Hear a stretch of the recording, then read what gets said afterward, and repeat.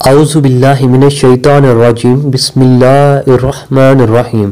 حضرت ابو ہریرہ رضی اللہ تعالی عنہ فرماتے ہیں کہ رسول اللہ صلی اللہ علیہ وآلہ وسلم نے فرمایا کہ ایک آدمی تھا، وہ کہیں چلا جا رہا تھا، راستہ میں اس کو سخت پیاس لگی، وہ کنویں میں اترا اور کنویں کا پانی پیا۔ جب باہر نکلا تو دیکھا کہ ایک کتا پیاس کی شدت کی وجہ سے زبان باہر نکالے ہوئے ہے اور پیاس کی وجہ سے مٹی کھا رہا ہے۔ اس نے دل میں کہا کہ اس کو بھی میری طرح سخت پیاس لگی ہوئی ہے، چنانچہ اس نے اپنا موزہ پانی سے بھرا اور اسے منہ سے پکڑا اور پھر کنویں کے اوپر چڑھا، یعنی پانی لے کر باہر آیا اور اس کتے کو پانی پلایا۔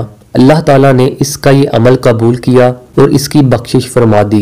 صحابہ رضی اللہ تعالیٰ عنہ نے عرض کیا، یا رسول اللہ صلی اللہ علیہ وآلہ وسلم، کیا جانوروں کے ساتھ سلوک کرنے میں بھی ہمیں اجر ملے گا؟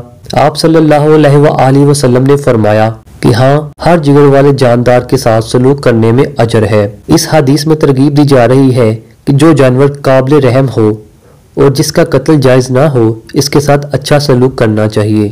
اگر جان کا خطرہ نہ ہو تو ذاتی راہ کے بغیر بھی سفر کرنا جائز ہے، خواہ سفر کرنے والا تنہا ہو۔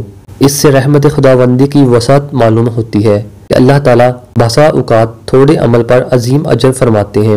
عام گزرگاہوں پر کنویں بنانا جائز ہے، مشرکین کے ساتھ خیر و مدارت والا عمل جائز ہے۔